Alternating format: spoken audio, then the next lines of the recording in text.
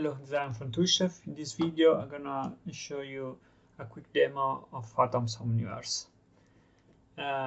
So the first step is to have some character animation. AtomsOmniverse already provides a default character and an Atoms Agents bundle. The bundle will contain man, women, boy, girl, dog, and cat character with hundreds of animation that you use straight, and already a state machine and locomotion setup. To load, then we have the default character, just a subset of the main character taken from the Atoms Agent bundle. So to use the default character, you just need to import the default character, and it will import in your current stage. So it contains agent type that I'm going to explain in a bit, animation clips, state machine, locomotion, and so on. It will all explain in a bit when we are going to set up a character from scratch. This is the default character. Instead, you can use the Atoms Agent bundle. This is a USD stage that is already set up that you can find inside the AtomsOmniverse extension. So you can load straight the USD stage, or you can reference in your current stage. And here this stage contains all those characters with a lot of animations, state machine, locomotion, and so on. So in this way you can start straight and create agent and simulate your crowd in AtomsOmniverse. But now let's have a look how to set up a character from scratch. So I download a character from Mixamo. So what I need to do, just import the FBX here. Let's enter this one. You need to do a couple of things here before to be able to use in Atoms, because there are some default stuff that Atoms doesn't like. First things, you need to disable the default animation that the FBX importer creates. You actually need to break this one. Can I actually yeah, this one, remove this one.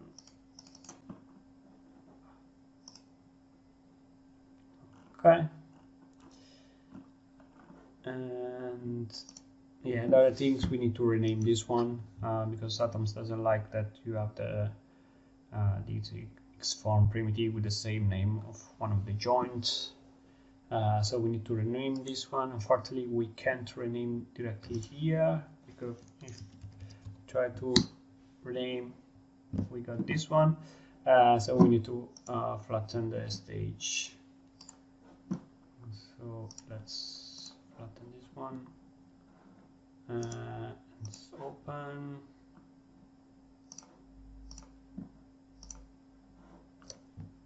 And okay, now we should be able to rename this one. Okay, so let's create the AtomSim primitive. So you do that using the insim command. The AtomSim basically just contain a reference to all the agent types, animation clip, state machine, behavior tree, and so on that you have in the sim.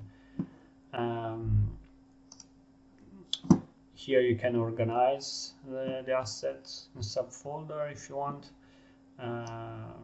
Let's move this one. You don't need to move this one.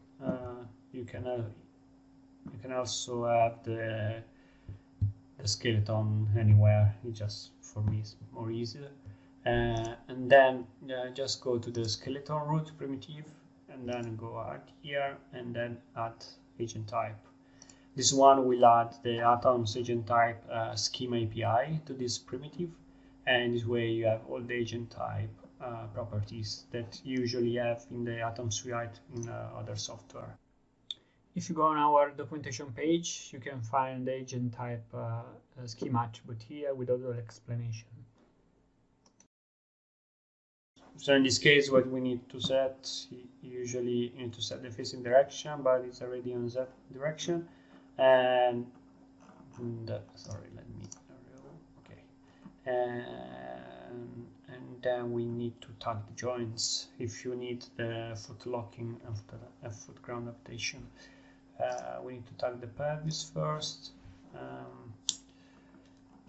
In this case, my pelvis, my root joint, is the hip joint, and then the leg joints. And the legs basically is the chain that Atoms apply IK on top for the ground adaptation and the foot lock. So the root is the foot root. It's the root of the leg chain. In this case, the left top leg for the left leg. And the IK is where Atoms apply the IK handle. And it's the left foot. And then the deep joint, that is the toe base in this case. So to compute the pull vector, and let's set up the right leg. So right top leg,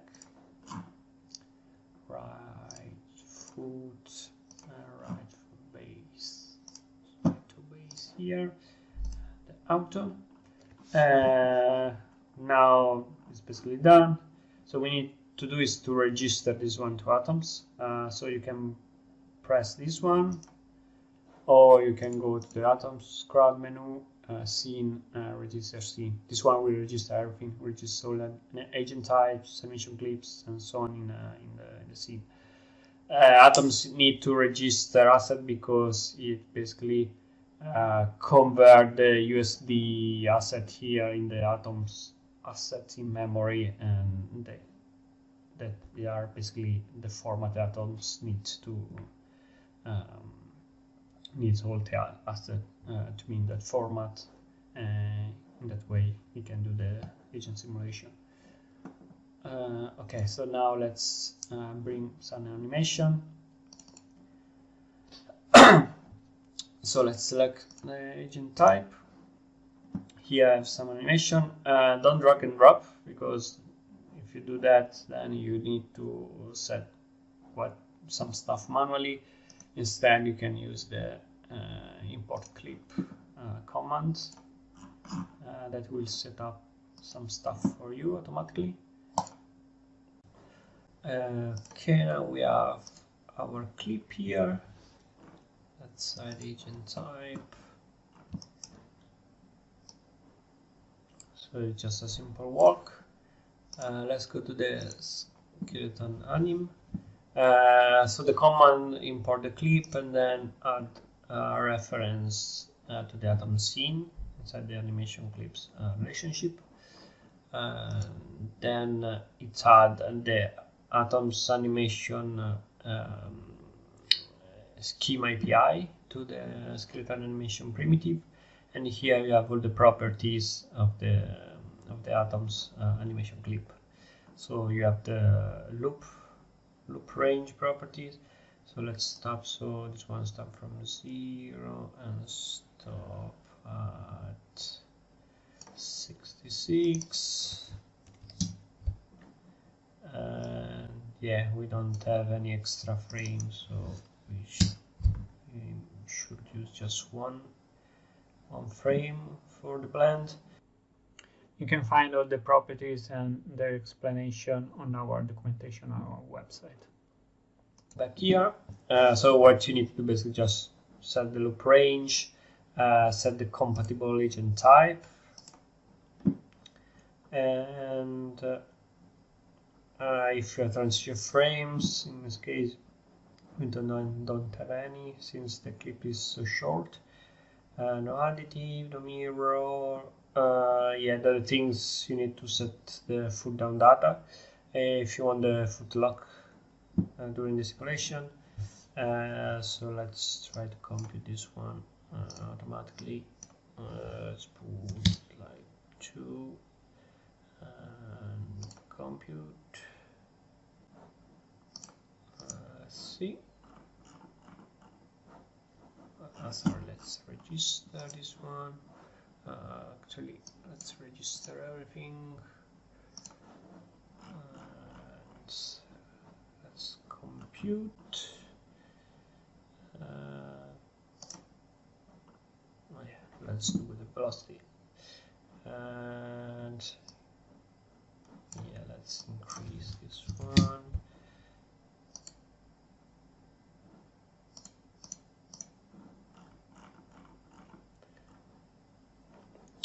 Okay, so we have the right here on the bottom. And let's go back to 0. Yeah, we have the right lock position up to frame. Yeah, probably. Yeah, 15. So we need to set 1.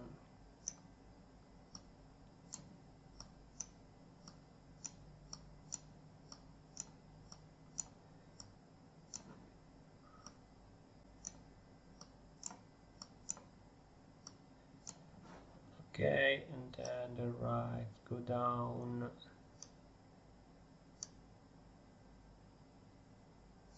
From 50, 56. Oh, yeah, it's already there. And I think up to the end. Yeah. Instead, the left foot. Yeah, go down. Yeah, 20. Yeah, 21 up to 50.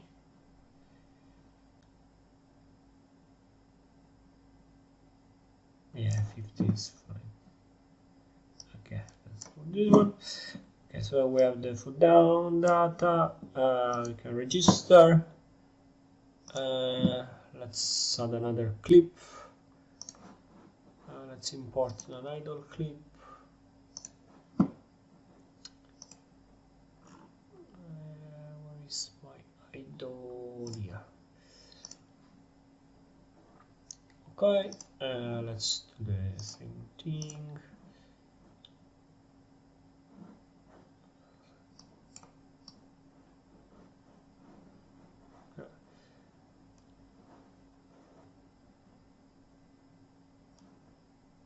Like 0. Let's increase hundreds. Actually to 10.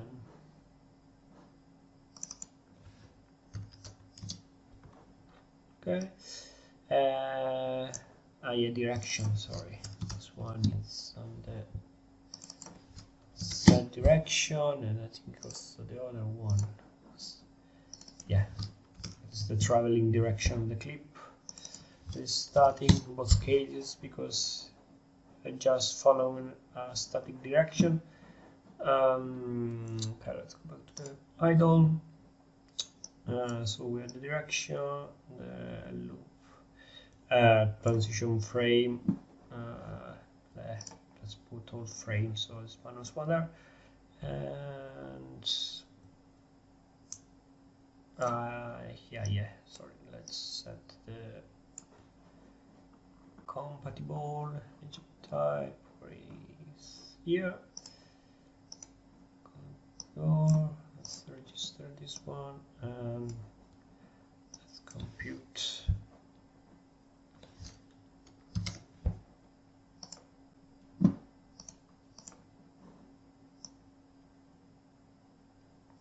Or 1, and let's see what is missing. Let's compute the ground the pelvis height for the ground rotation. So in this case we have ground lever 0 on this one, and also on the walk one.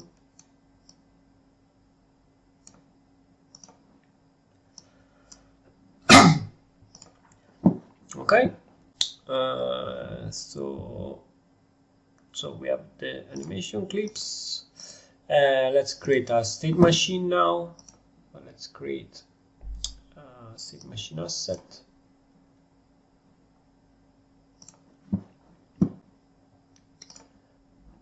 So this is the state machine editor.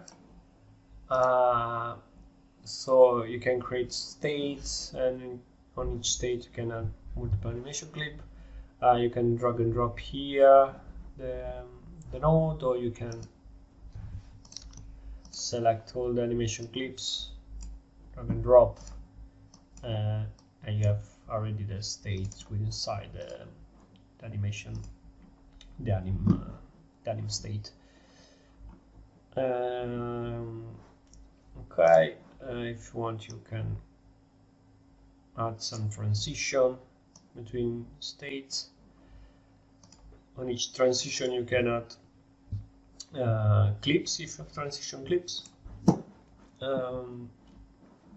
When you set up your state machine asset, then when you finish, you just register. Let's close this one. Let's see, yeah, let's register everything, and we can hide this one, because now we can create some agents.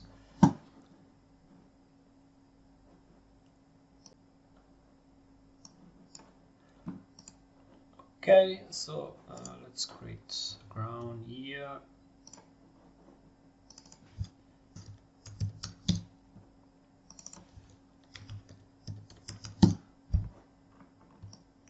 Okay, so let's select the word and create an agent group. So an agent group is a primitive that generate agents that share almost the same behaviors, because you can override stuff per agent. The agent group basically uses a behavior module to add behaviors to the agents. So let's select the agent group primitive, and then we need to open the agent group UI. Okay, this is another Windows where you can control the agent group primitive. So from here you will see the behavior module list that it will show all the behaviors that are attached to this agent group primitive. We have several behaviors that you can use, but let's start with the layout behavior, because obviously we need to generate some agents. So for example, let's use a grid layout behavior. The agent, when you select one behavior here, you will have all the properties of this behavior module here. In this case, we need to set an agent type for the agents. Let's generate 4 agents. Rewind, and we have our 4 agents here. Now we need to add some animation, so let's add a state machine module. We need to tell the agent type to use the state machine that we just created. So here for the state machine, on the properties of creator roots, we need to select our new state machine, and then just register. Let's go back to our agent group, and here my UI, and if I rewind now, yeah, I have some animation. Let's add the ground adaptation. For the ground adaptation, you just need to go to the atom scene, and we need to add a reference, so our ground, to the I field here. Let's register. Let's go to the agent group, state machine, and inside the I field properties, okay, select this one. Now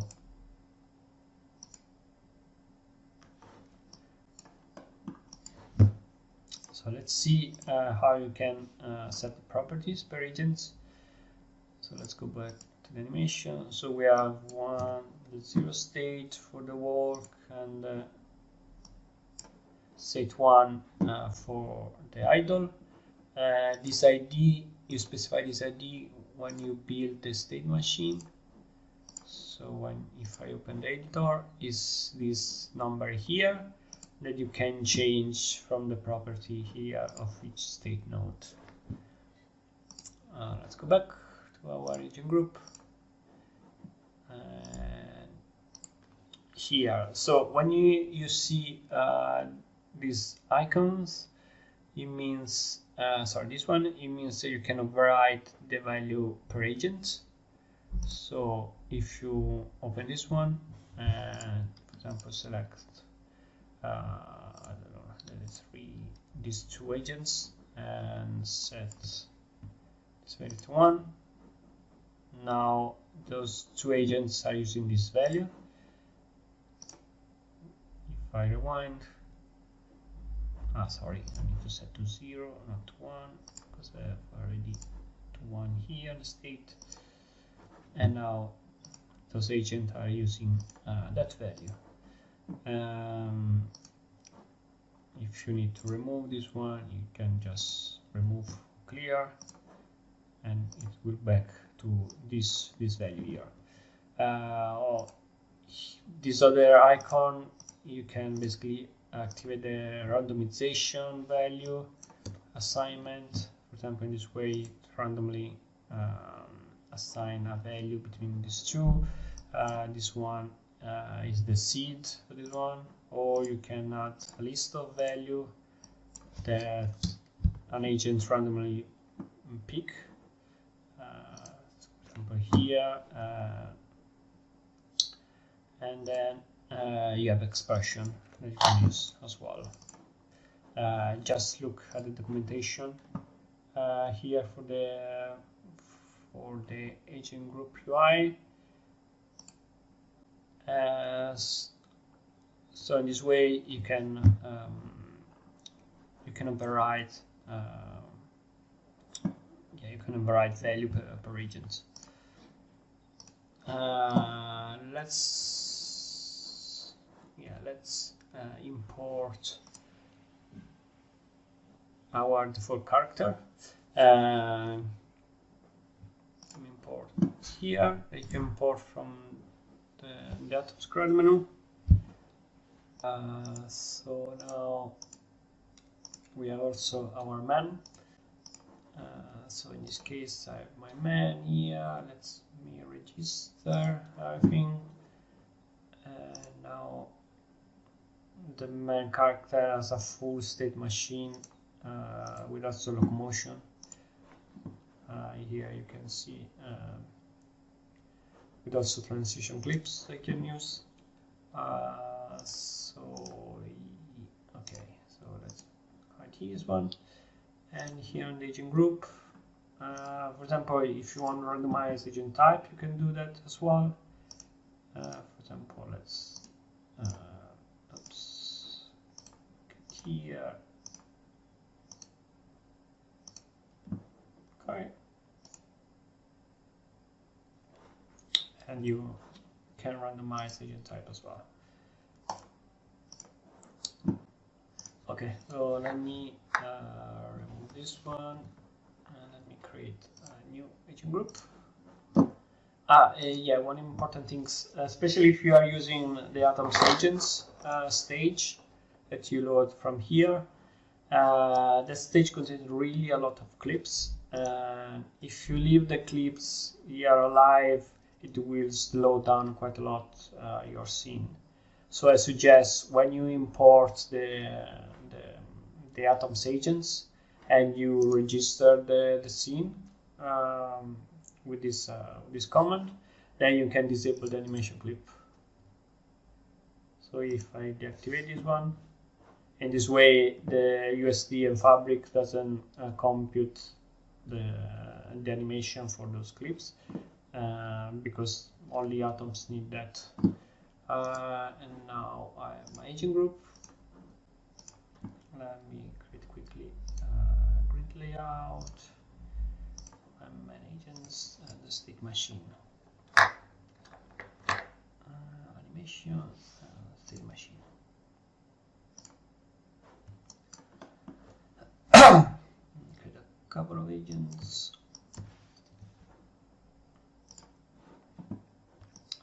Okay, so now let's see how we can animate those agents. So let's move in the work state. Okay, so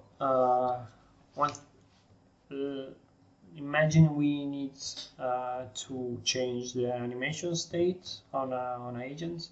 So we have different way to do it. An agent basically is a container. Agents contain a pose graph that basically compute the pose, and then contain what we call metadata. You can attach any metadata you want on the agent, so you can create custom metadata, but some of the metadata control some of the nodes inside the pose graph of each agent. One of these metadata is the state metadata. This is an integer. You can animate metadata using different behaviors. You can do manually, you can use arrow trigger, you can use behavior tree. There is really a lot of way to animate metadata. So let's imagine you want to change the animation. So we need to we need to change the value of the state metadata on the agent that you want. One way to do that is using an arrow trigger. So let's create a plane.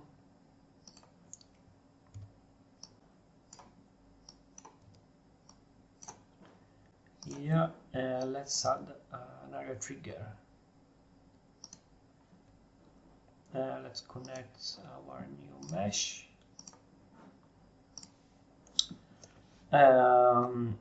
Okay, so here we can set the name of the metadata that we want to change when an agent enter in the area here. In this case, it's already set to state, and then we need to set a value. So for the jog state, its value is 2, and we want to keep that value. Otherwise, when the agent enter this area and then exit, you will return to the original state value. So basically that's it. Okay, so let's rewind, press play,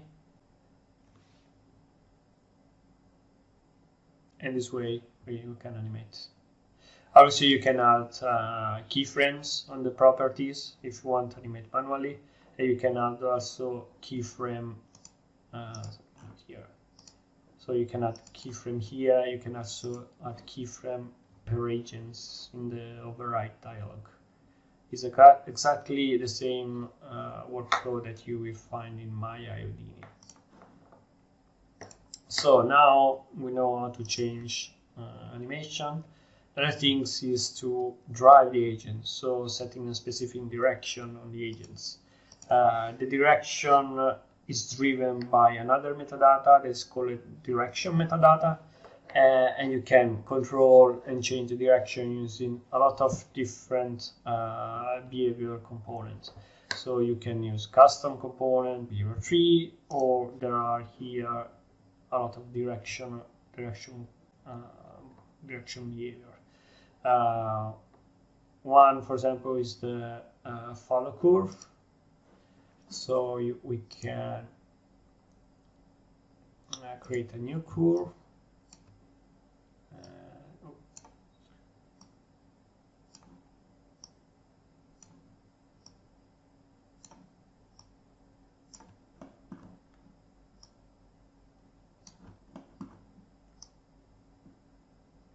Something like this. Let's go back to our agent group, follow curve, and we can attach our new curve. This model will basically change the directional metadata.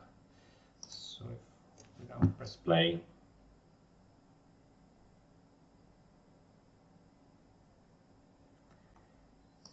if you want, you can check the metadata of the agents here in the draw metadata section, and here you can take, for example, the direction.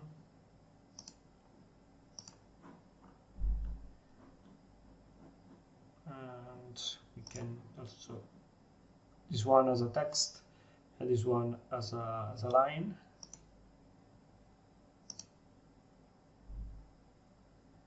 And basically the follow code just is setting the tangent of the closest point as a direction on each agent. So this is one way to do and drive agents. Another way is if you have a complex environment, you can use the navigation mesh. So the navigation mesh is similar to the Omniverse navigation mesh, but it's using the Atoms one. Unfortunately, I can't use directly the Omniverse one because there are some stuff is not exposed to the C++ API from the navigation extension. And so what you need to do is to just, for example, let's create. Let me create some obstacle here.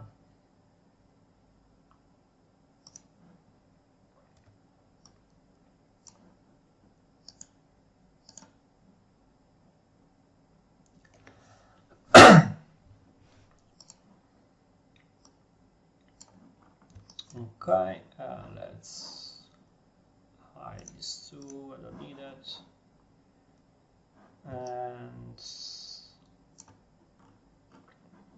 yeah, so you can basically select all the objects that is going to be, that Atoms is going to be, sorry, the Atoms is going to use to create the nav mesh, and then use the create mesh.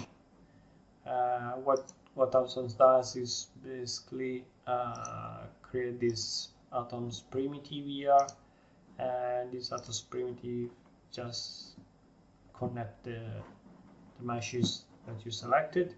You can add other meshes here. You can register. If you want to check the navigation mesh, you can just turn on the debug draw. And here you can see the nav mesh. It's using the raycast nav mesh, so you have exactly the same property that you use with the standard Omniverse navigation mesh.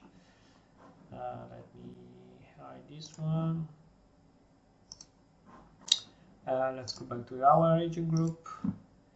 Let's remove this one and this one. And also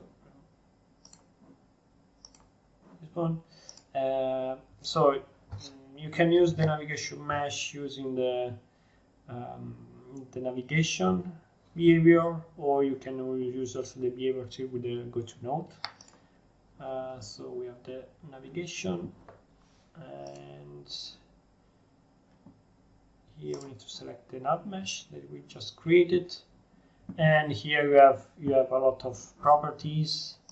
If you go on the documentation and the simulation and behavior modules,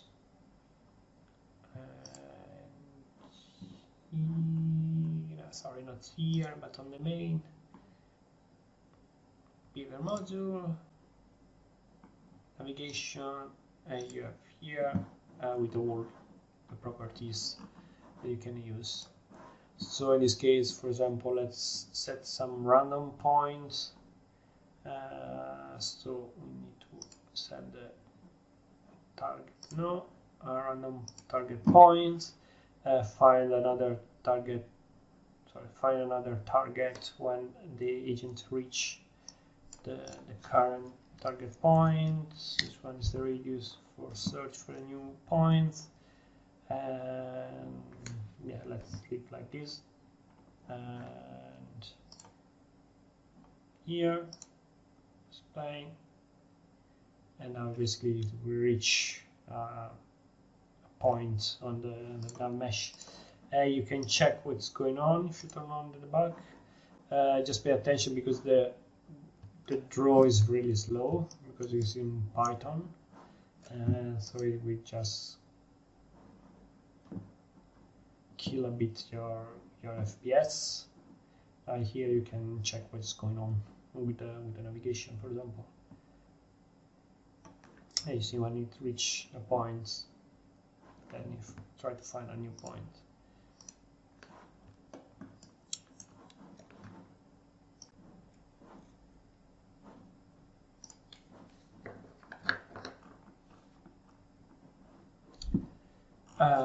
Okay, now let's add some collision avoidance. So in Atoms we have a couple of components we can use. We have an agent avoidance. You can use straight. This one use RVO. For simple scenario is enough. Otherwise, for more complex scenario, you need to use the context steering. So let's add, for example, the context steering. So the context steering, what it does is basically generates some rays around each agent, and it check intersection between these rays and all the environment, and this way it will pick up the best direction to and in this way it is going to avoid all the obstacles. So at the moment we added the context steering, so it's taking the main direction from the first directional behavior from the list of behavior. And in this case there is no obstacle at the moment set, so since we are using the navigation mesh, we can activate the wall avoidance. So in this way the arrays can detect the nav mesh walls, but also we want avoid collision between the agents. To do that, we need to select the agent group, and here in the property we need to add an Atoms obstacle. This one is going to add an Atoms obstacle schema API. You can add this schema to any object in your stage, and if I now press play, yeah,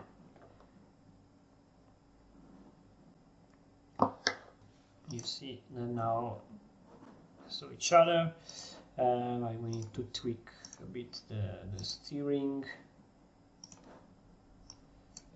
So let's decrease the max distance, the reaction time to seconds is quite high. Yeah, we need to change the state. So the context steering works best with the locomotion, and at the moment we are just playing a plain clip that is a walk, but the agents, the main agents, has a locomotion state, so it's a equivalent to a blend state in a real, and in this case the form, and we need to add metadata before the navigation, that is the target linear velocity. This is a double metadata that you can use to set the speed of the locomotion reagents, and 130. Let's go here, and now in this way the context steering is able to change the acceleration of each agent. Yeah, now you see this. You can see that they're not intersected anymore. As I told you before, you can add the obstacle schema to any object. So let's create, for example, a sphere here. Okay, Let's add the obstacle schema.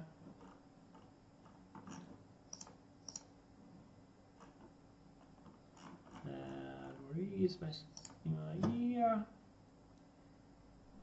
And if I press Y, let's press play here, we should see the set.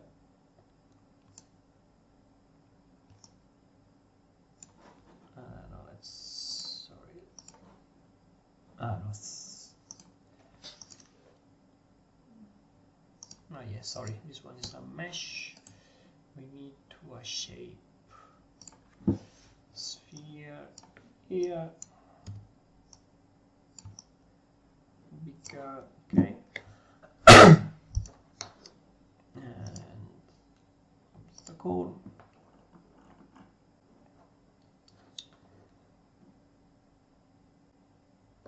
And should be okay. Okay.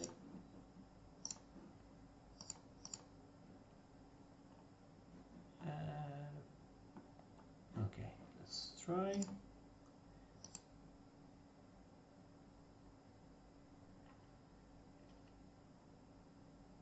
Yeah.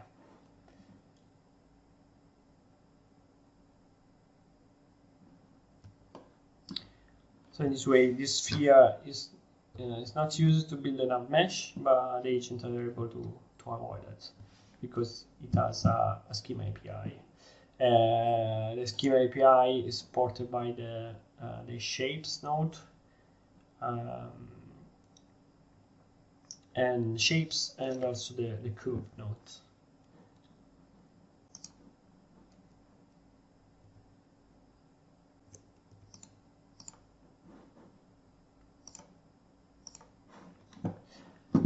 If you want check for more properties and so on, please have a look to the Atoms Are Real context steering documentation. Okay, let me show you the variations. So the variation are basically variants. Let me import some variants for my MN. So if you go inside the extension, there is a data folder.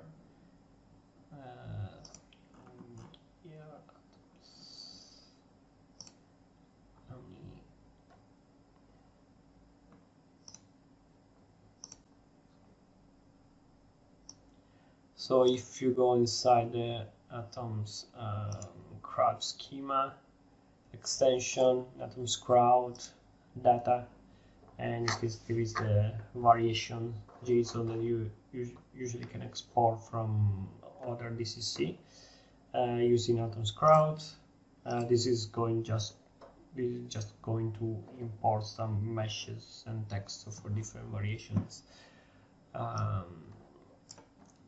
And this one basically generates some variants for the main character. Where is my type? Yeah. So basically, I have these two variants. You can set up the variants even with all the standard Omniverse tool. When you have some variants, you can assign on each agents as you want. You can just select the agent group, go to the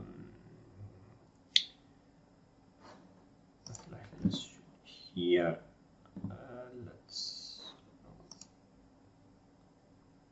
Yes, sorry. Here in the window, Atoms crowd. There is the variation randomizer. So I have a main here. I have these two variation. On just those two variation. You can set a weight for each variation, and then press run. And now, if you rewind, basically on each agent, you have a variant that you can set. What it does basically it just add these variations behavior module with an override on the variation name. The variation is another metadata, string metadata. It's called a variation. So you can set this metadata with any module you want. In this way, you can create your custom variation. Yeah, you can assign the variation in any way you want. You just need to set the string metadata called variation.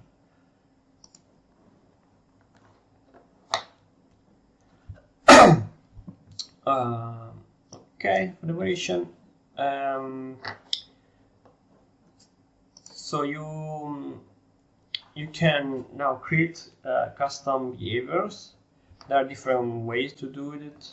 So you can do in Python, you can do in C++, you can use the script behavior.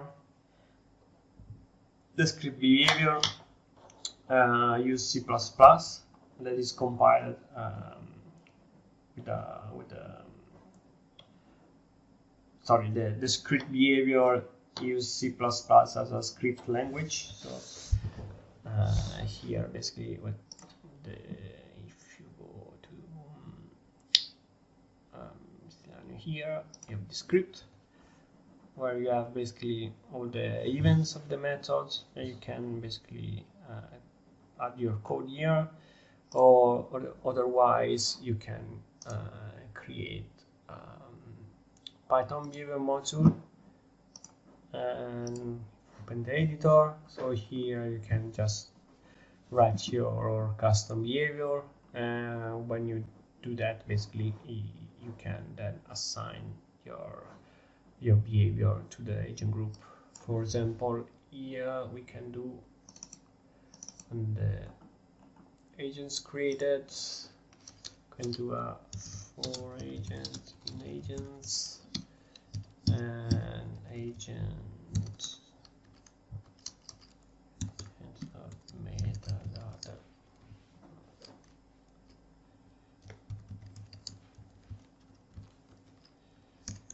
Variation underscore string metadata casual one. And okay, register this one and go here on my agent group. Can remove this one, can remove this one, and find this one. There's no more variation. If I assign my variation, I basically have my custom variation set. Another way is using the behavior tree. Sorry, another way to do custom behaviors using the behavior tree. Let me show you an example. So if you still go here,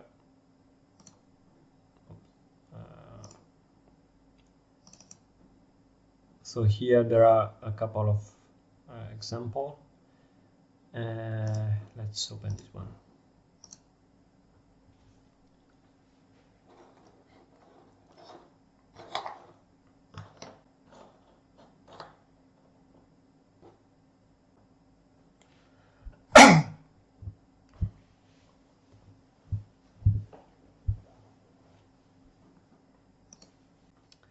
Okay, this scene uses a behavior tree to create like a waiting queue scenario. Let me press play and see what it does.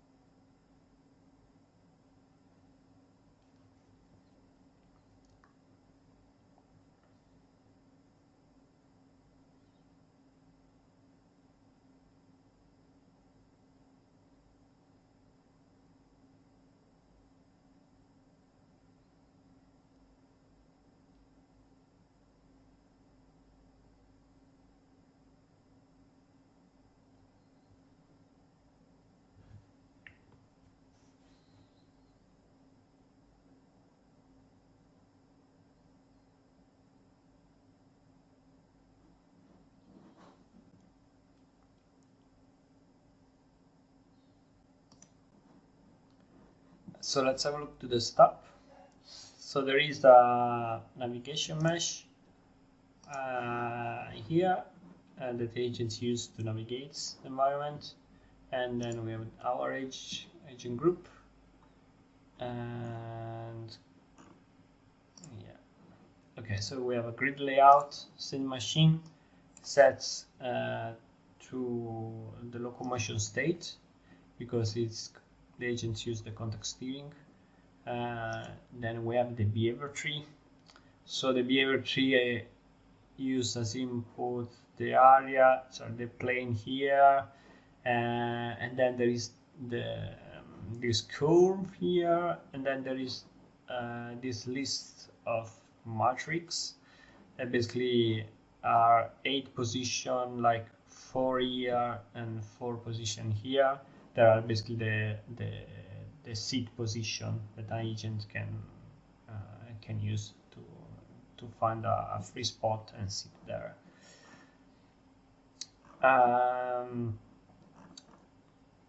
Then here we have the metadata, the setting, the target velocity, and then we have the context steering. Let's have a look at the behavior tree.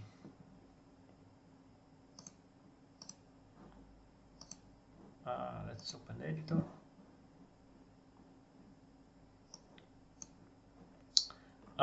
Okay, so it's quite big, but it's not complex. So the behavior tree is a standard behavior tree that you can find in any like game engine or other crowd software. So it basically is a tree with some nodes, and some nodes control the flow, some other nodes are task nodes. Here, so basically start from the roots. We have a parallel node here, so you execute these 2 branches at the same time. Here we have a selector. So the selector basically will handle these like kind of 5 states. So it's this is the first one, second one, third, fourth, and the 5th. So an agent, when start the simulation, start here on the first branch. So what does the first branch is basically check if the agent is in as this queue state. There is a metadata. So the behavior tree here, if you press this button here, you have the blackboard. The blackboard contains all the data that the behavior tree is using, and some of this data is connected to the agent metadata. You can find all this stuff and explanation of behavior tree on the main documentation. Just follow the Maya Houdini documentation. You will find basically exactly the same behavior tree. So let's have a look to the logic. So the agents start with this queue state to 0. So you start from here and then check if the agents are inside this area. If the agents reach that area, then it sets some stuff. So there is a Python behavior. This Python behavior basically get the first seat position that is free, that is not used by any agent, and set that as a target, and then here this one set the queue state to 1. So in this way the next frame will go to the other branch, and then here is this one for the context steering, that is reset the number of arrays, because when the agent is in a queue, the context steering set to use like all the arrays around the agents, you just clamp to one single array. In this way you have this queue effect for the agent, where the agent just slow down and stop if there is an agent in front. Otherwise, if you don't do that, basically agents try to avoid the agent that is in front, so you don't have this queue effect. So when agents go here, then switch, find a free spot, and then switch to the second branch. So the second branch use a go-to nodes to reach the seed position, and then set basically the velocity to 0 when it reached the seed position. Here it clamped the contact steering to 1 because you don't need to avoid any agents when it's trying to seed. And here yeah, it's setting some stuff for the context steering as well, but actually you don't need that anymore because it's all done by another nodes, another branch.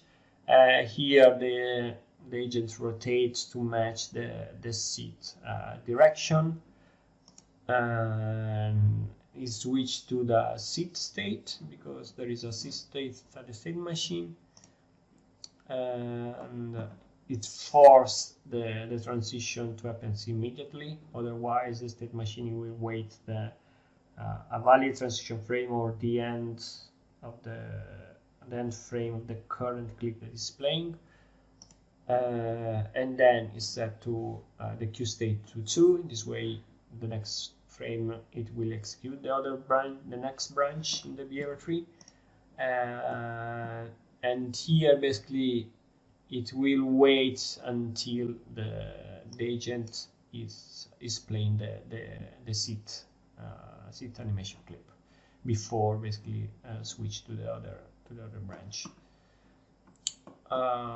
This one is the other branch, so the agents are on the bench, sit on the bench. So what it does here, execute this one, Python behavior. This Python behavior basically check if there is a free spot on the queue. So basically here, if you change this for here, you change the maximum number of agents that can be in the queue at the same moment. So here this one just check if there is enough space or not. If there is enough space, then it start a transition to a stand-up clip. Yeah, it start to the locomotion state, and here it waits that the agent is now playing the locomotion state, and then switch and set the queue state to 3 to be able to play the other branch. So the other branch now reactivates all the full rays on the contact steering, and here the same for the contact steering. I think you don't need the node anymore anyway, and yeah, and it free the seat on the global seat array that is on the agent group, and then gets the first point on the curve, and also the last point on the curve, and reset the velocity of the agents, and then there is the good 2. So now the agent reached the start of the queue, so it reached the first point of the curve, and here yeah, after it reached the point on the queue, it clamped the contact steering samples to 1, and then yeah, and then basically this one waits until the agent is at the and this branch basically let the agents follow the curve until basically reach the last point of the curve. And here, yeah, for sorry, this one I think that's not used anymore. And then, so when it reach the last point on the curve, just set the velocity to 0, wait 5 seconds, and then switch to the other Q state, that is the last branch. The last branch basically is just resetting the context steering, set free its space on the queue, and reset the target, the velocity to 130, that is work, and then there is a go-to that go basically from the end of the curve to the actual area trigger. I reset the Q state to 0. In this way, basically continue again and start from the beginning. The other branch here is just executed every frame. What it does just setting from the blackboard entry target velocity is set that value to the target linear velocity metadata, and this node basically is just set the dynamic sample of the context steering. So is the actual node that clamp the context steering arrays using this blackboard key, and then this one is for the context steering that basically just set the interest direction for the context steering using the direction of the agents. So this is basically the setup. Obviously, it's not a quick setup to do, but you can reuse, export this behavior tree. Otherwise, if you need more simple setup, you can use the behavior area. And I have another example here. So the behavior area works with the context steering. So what it does, the behavior area basically is fill the interest and danger map of the context steering, basically on its logic, basically on each behavior area logic. You can combine behavior areas. You can find more documentation on the AtomsOmniverse because it shares basically the same logic. So in this scene, I have this agent group with grid layout, state machine, at metadata to set the traveling direction. There is the navigation, and we have the context steering. And then we have this primitive behavior area that's composed by other two behavior area. So we have a gate behavior area, that is the area here, and a follow curve behavior area. The gate behavior area, basically when agent enter in this area, then it is forced to go here on the entrance, also on the gate. You can choose to open or close the gate, you can animate that, and then when it go outside the gate, then start to follow this other behavior area, it's a follow curve area. It does basically exactly the same thing of a follow curve behavior, but instead works on the agent group all the time. It just works on this area. So if I press play, I show you what it does basically.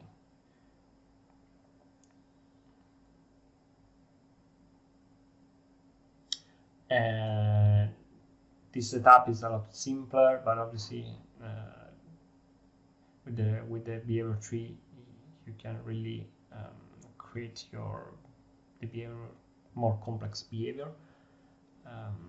But here you can like create a simple like Q behavior as well if you need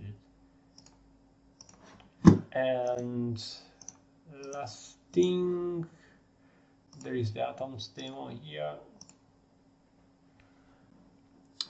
So this is the last demo. It's the one from the other video. So we have an agent group with point slouts, the machine, a navigation, and context steering. So nothing complex.